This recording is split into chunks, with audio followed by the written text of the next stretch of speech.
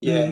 That's bagpipes. They're a Scottish instrument. And I would say even more so now. It's sort of that there's so many kids learning now, which is amazing. There's so many pipe bands, and there's a national youth pipe band in Scotland, and it's based in the sort of central belt near Glasgow, Edinburgh. And the amount of young kids, 13, 14, are absolutely incredible players.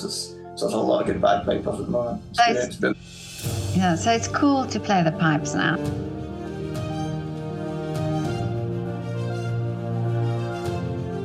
So great to meet you here on Zoom, Martin. Well, thanks for having me. I'm quite excited about this because I've done over about 670 interviews now, and you are the first bagpiper I'm talking to. Oh, there you go. Yeah. Hopefully not the last.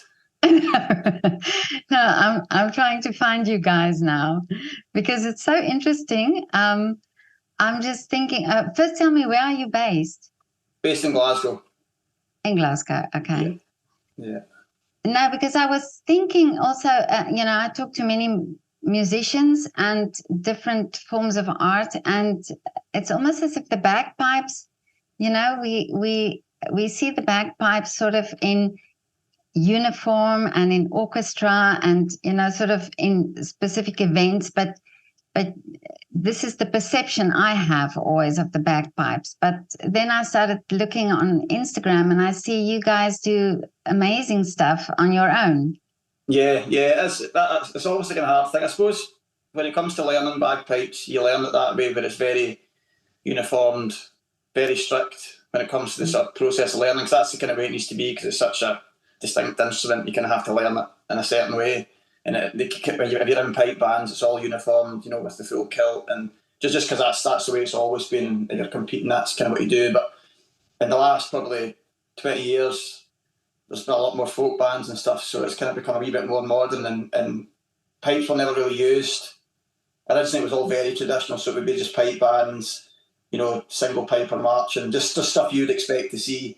Whereas now the pipes are getting used differently in bands, like we're using it obviously along with like electric guitars. Just kind of we're kind of more just like a normal sort of pop rock band, but we have pipes in it, so it's getting used. And it's getting used in a different way. And there's a lot of bands doing it now. And it's actually bringing such a great sound from the instrument. That it sort of makes it sound differently and lovely, like it's if you mix it in that genre, in a different genre, you actually hear what a lovely sound it is. It's a funny one because pipes they do get a bad rep, because generally the things you see, like people take the kind of mickey out of it, saying it's the bagpipes and stuff, and they make it horrible. But it's like, even a pipe, if you go and hear a good pipe band where there's 15 pipers and 10 drummers, it's an absolute incredible sound. Exactly. Then that's just all pipes, just the harmonics on them. But then obviously if you're putting them in a band, kind of like what we do, or Man Run do it, there's a lot of folk bands that are doing it, Skipnish and stuff. You're kind of getting a different sound because it's mixing with, as you say, like guitars and piano and bass and stuff. So you're kind of getting a sort of big sound from it. And the pipes are just sort of, it's not just pipes, you're kind of getting that sort of top end of the pipe. So no, it's been good. We've sort of learned as we went along as well. And you're obviously listening to bands that done it before us, like Woolstone and Run Rig and stuff, so it's like we've sort of learned, and then our sounds evolved as we've sort of got played more and toured more and stuff. Yeah, but now when you said initially when you how did you start off? What was the inspiration for you to play the pipes?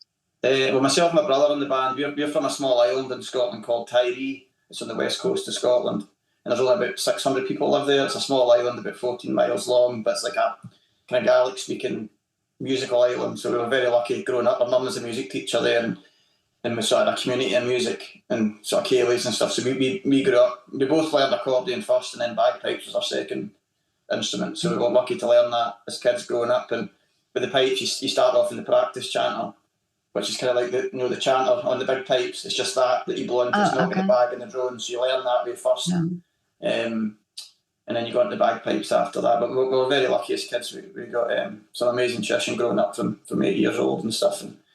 And just once we got to sort of high school, we studied music at standard grade and higher level. And then I went on to study music at university, and just sort of ended up, didn't plan to be a musician, but that's where it ended up.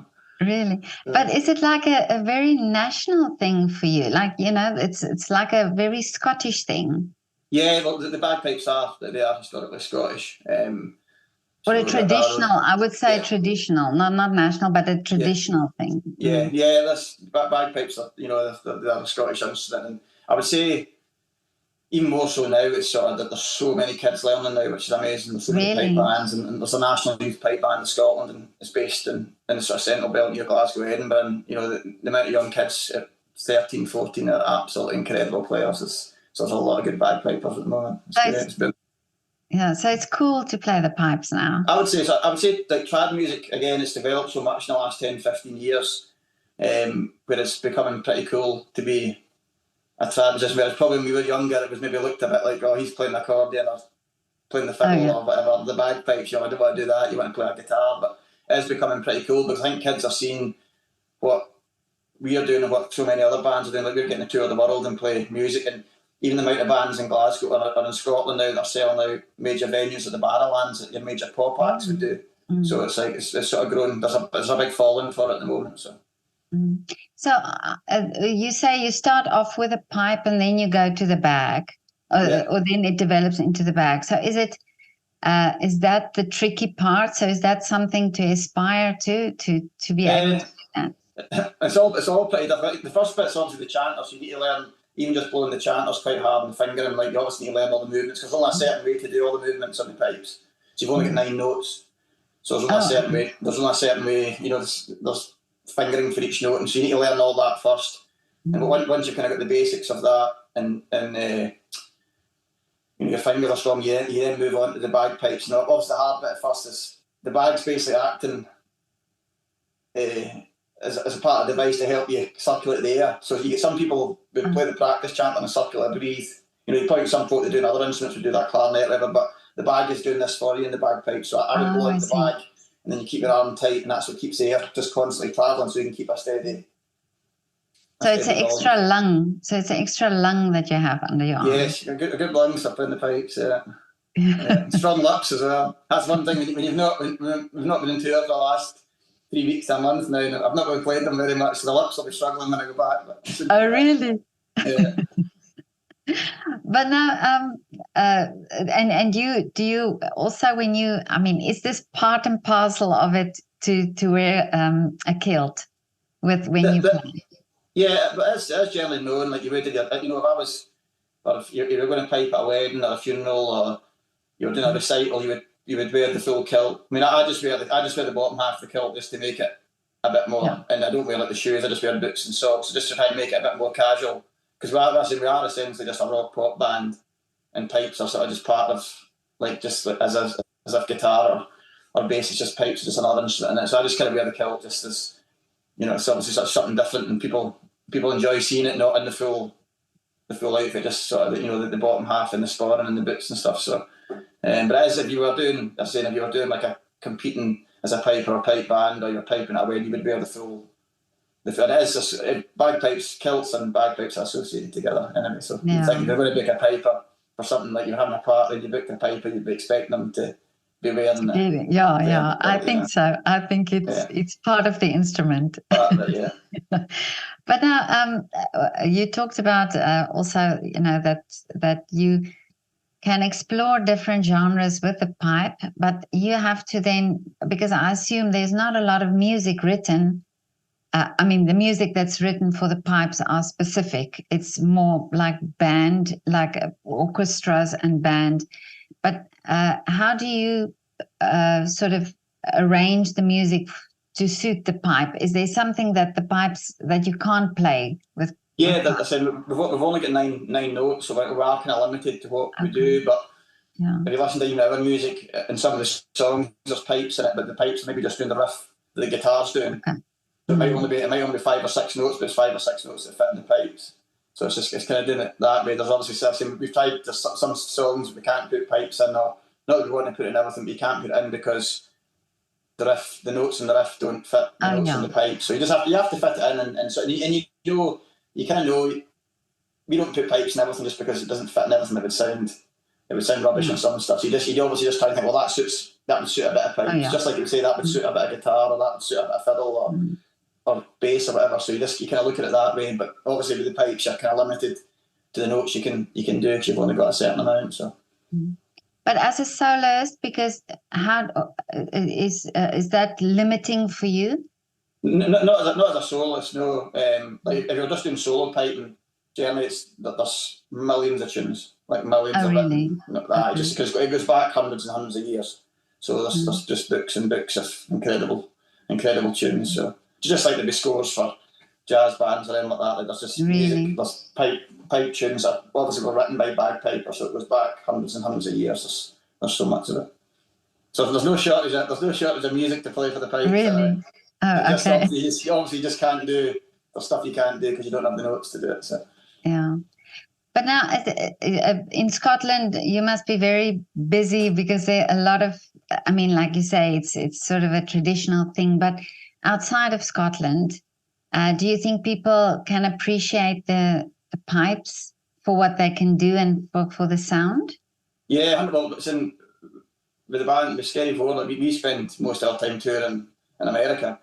Oh, really? So we spend a lot of time out there. So that's the pipes are globally known. So everywhere you go, people know the pipes, and it's obviously just the thing we're finding. We're just trying to change people's perception of what bagpipes just so they don't think it's just this. They know, like they don't realise they can do this as well. And I think that's the hardest thing. But we've been touring all over the world for the last 10, 15 years. So we're constantly introducing new people to it, and just the way we would do it, and just so people realise there is a different way to the bagpipes. It's not just your solo piper and pipe band stuff. There is other ways, and you can fit it into other kinds of music.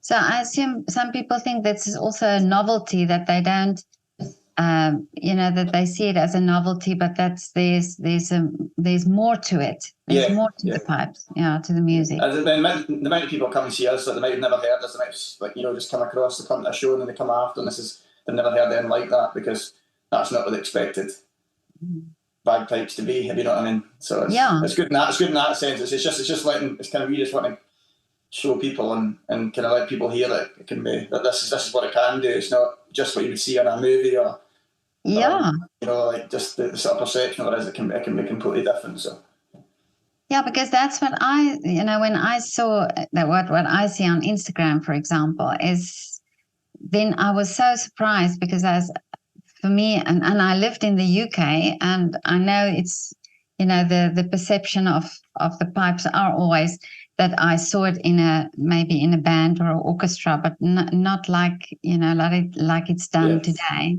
Yeah. So do you teach as well?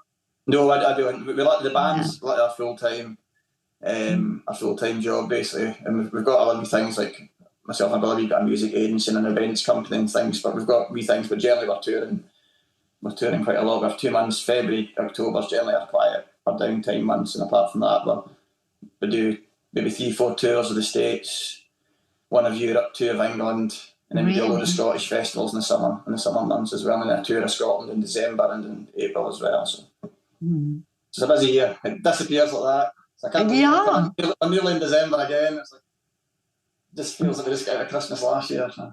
Really, but did you think when you were younger, did you think that you would do this as a sort of a career? No. Really, we were football daft and never planned. We just always played music as kids, and I think when we left school, there's only 4 of us in the band to start with.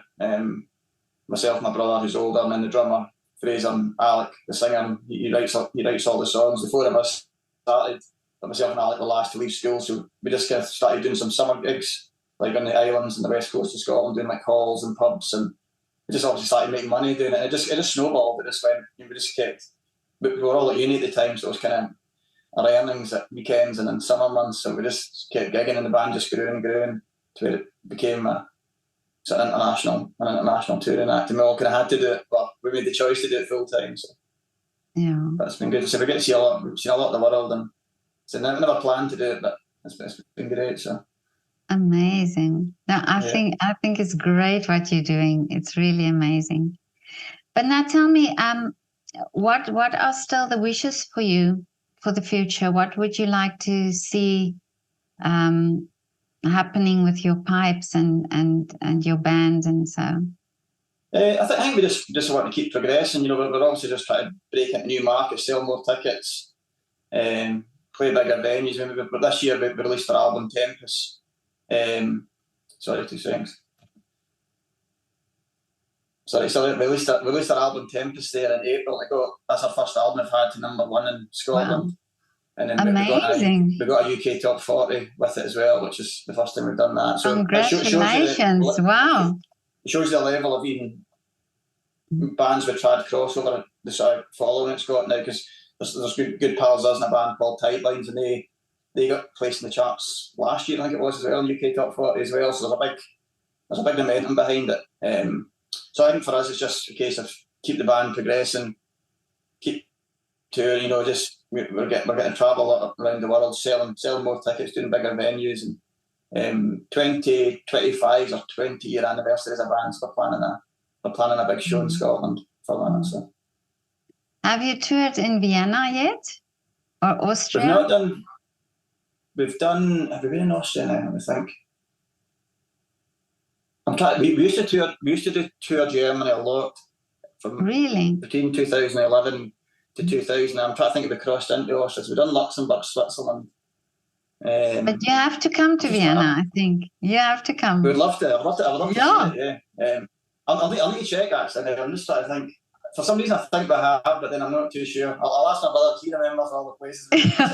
I'll find out. But if we've not gigged there, I'm pretty sure we've travelled through it at some point. But no, we'll put it in the list. Hopefully please put it in the list.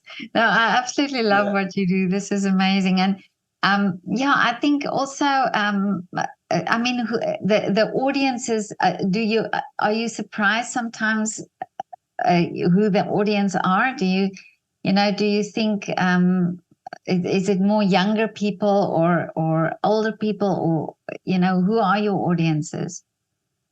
It varies. We've got quite a wide demographic, from like kids right the way up to people are pretty old. It just varies. Scotland's very mixed. There's probably a bigger sort of late teen to maybe 30s.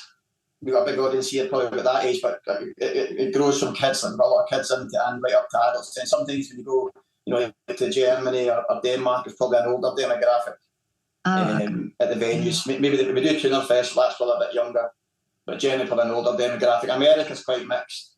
We do a lot of festivals, and probably the venues are more older demographic, but then when you go to the festivals, it's a bit more mixed. So it's a very wide. I would say it's a very wide demographic we've got, because it kind of appeals to so many people. It's not just because of the genre it is. It's not just appealing to somebody like a younger age or an older age. It kind of appeals to a wide range. So it just kind of varies where we go. But listen, are there a sort of in the real traditional piper audience, are there this sort of snobbishness about the music that if you play something else that people say, oh no, you shouldn't be doing that? Or is it people quite open? I think it's become more open. I think go back 10 years, it would have been very, even when I was learning, if I was probably to do some of the stuff we're doing now, I would have got wrapped along the fingers by my teacher probably. It's like, he probably wouldn't have been happy, but it's totally, again, people have just seen how it needs to evolve, and it's even now, even the pipe bands are now pushing boundaries. Where before it was all this is the way it had to be done, but they are now all pushing boundaries of saying, well, this is what we can do to try and get a step above the next band, and it's like, as long as it works, and you're going to get some people who go too far, and then it's like that doesn't work. Yeah. But I think a lot of your older generation have become more thinking, well, this is actually great for the industry, and also with being more open, with letting it develop, it's bringing kids and letting young kids have a better interest in it as well, because they're seeing younger people, or younger bands going into it, and they're like, well, I want to do that as well. It's a bit more linked to probably more commercial music like pop and rock, so it's definitely bringing younger folk into it. So yeah, 100%. Like, there's still all the stubbornness to think, oh, you can't do that, or that's not the right way, which is fair enough. It might be right, but it's definitely not as bad as it was. It's more open now. If folk been probably saying, well, it's good for the industry, and it's sort of helping it develop. So. And I think, if younger children can relate, with the music, and if it's like you say, it's slowly progressing or slowly evolving, but then getting more younger audiences, because that brings a great appreciation then also for the instrument and for the music. Yeah, 100%. Yeah.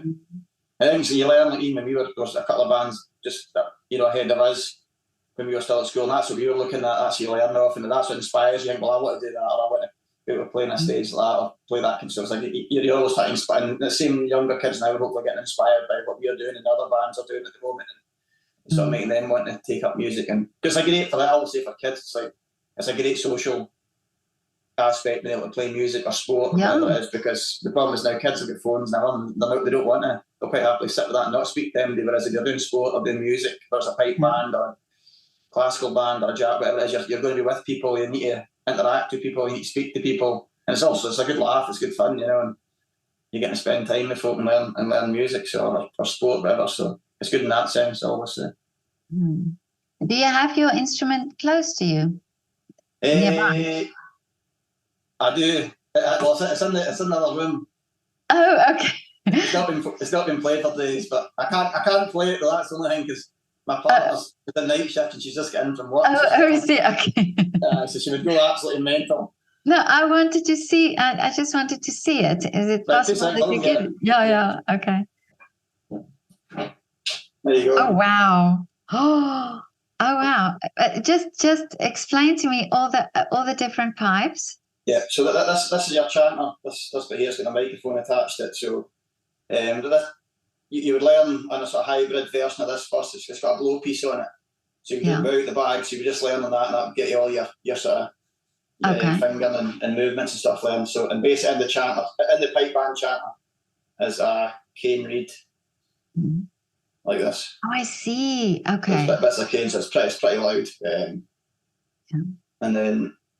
And do you have to make these reeds yourself? No, you could if you wanted, but no, I didn't do that. Yeah, loads of folk and companies do it. A lot of the companies are sending them globally. There's so many pipers, so you can get some good. We're playing B flat chanters, which is easier to play with other instruments. So we start off in B flat. So that's obviously a mouthpiece. Your drones are like 3 different drones. So this is sort of like your bass drone, which is very low sounding, and then these are tenor drones, and these are like synthetic reeds in these, so like plastic. I see. Okay. Okay. So when you hear the pipes, a piper strike in, you'll hear a big low, like a big deep sound first. That's this drone here. Oh, I see. And then these ones are tenors. Then the chanter would come in, and that's the loudest part of it. So in the bag, we actually play sheepskin bags. I'll show you now. Okay, so real sheepskin. It has real sheepskin, yeah. So you have to like just like that. Mine's a bit on the dry side. If you don't play it for a while, it goes very dry, and you have to season it. Yeah, so we always just because we've not been touring, so I'll need to season them and get it all moist again, and then it just keeps it airtight. So. And do you have to treat it with something to? Yes, it's kind of like an oil season. It's called seasoning. I'm not really sure what it is. It's kind of like an oil you put in, and it moistens the bag, so it loosens it up, just keeps it airtight. Because right now it's not airtight, so you lose air. So basically, you obviously want your bag to be completely airtight all the time. So. And then, how long does a bag like that last? I think probably. Well, I don't know. I'm not competing and playing for long periods of time all the time, so I'm not 100% sure. But I think I would get I've had this for a year and a half now. It's totally fine. So I'll probably get a good 3 and a bit, 4 years probably out of it. But I think if you're competing and playing long periods of time all the time, then I think you probably wouldn't. You maybe get a couple of years out of it if you're lucky. But it also just depends, as long as you're looking after it and keeping the seasons and stuff. So, but they do last a long time. They're pretty durable. So. And how heavy is this instrument? I'd say these are quite heavy because they're proper silver and ivory, so maybe a wee bit heavier. But I don't know, they're maybe about 8 kilos, maybe. Oh, okay. They're not too bad. So they look heavy, but they're not too bad. Oh, okay. So if you're walking with it for a long time, or standing with it for a long time, it's fine. No, you're fine. You're fine. Yeah. It's like probably somebody first picking it up. Somebody first picking up thing like that's quite heavy, but it's like you're kind of if you're learning from the start, you're not really thinking about that. You get used to it and you build a tolerance to it. Well, that's just what it is. And when you're playing it, it's resting on your shoulder as well. So you're not. Oh, yeah. And the bag, because the bag's under your arm, then taking a bit of weight there, you're taking a bit of weight there. Your hands on the chanter as well. So it's, you're kind of spreading the weight on your body a wee bit. So. So the bag under your arm is actually, so you don't have straps and things on it. No, it just sits. Once you go in, the bag just sort of sits under your arm, and then your arm's under it. So you kind of like pick it up like that, just under. That's your bag and stuff. So it just sits here. You're keeping your left arm tight on the bag. You just want to keep the air steady the whole way through it all the time. You don't want the air to drop. It just has to be circulating steady. Because the air drops and the sound in the chanter drops, so you get out of tune. So you have to keep it. You have to keep a steady circulation of air the whole time. So. Oh, I see. Okay, so you have to concentrate on that air circulation, and you just play. Yeah. Wow. So a lot to think about. So you've obviously you're blowing. You've got to keep your arm tight and steady. You've got to keep the air circulating steady the whole time. Because if you don't, then the chanter sound will dip. So if you blow too hard, it'll go sharp. If you don't blow hard enough, it'll be flat. Okay. But you can also do that. You can also do that to bend notes. If you want to bend into another note and stuff, you can sort of let air out and squeeze into it, and it would bend into a note. You want to do stuff like that. So. Oh, I see. Okay. So it's no wild dancing while you're playing. You can move about. We can. I wouldn't say wild dance, but we'll jump about. Oh, okay. Move about and stuff like that. We've got wireless mics. Myself and Scottish Celtic pipe in the band, so we'll walk about stage and jump down into the crowd and stuff like that and have a carry on. Really? Yeah. Okay, Martin, you have to come to Vienna now. Yeah. We have to see. You can check our dates if we're anywhere near you. You can come and see it. So we're out in Holland, in Denmark in November, so we've got a tour out there. So. Oh, okay. Yeah. So that's the only European ones till next year, and then I think we have got Germany and Luxembourg next year at some point. I'm just not sure where else. But come to Vienna in the summer. I think that would be great. That'll be good. We'll see what we can do. Yeah. Well, you'll have to let me know, definitely. Yeah. But Martin, thank you so much for this wonderful interview and for showing me the instrument. And really, this is, like I say, this is very special because you're the first piper I speak to. Oh, so, thank you. Thank you for having me. Okay. And see you in Vienna soon. Hope so. Okay. Thank you. Okay. Bye. Bye-bye. Thank you.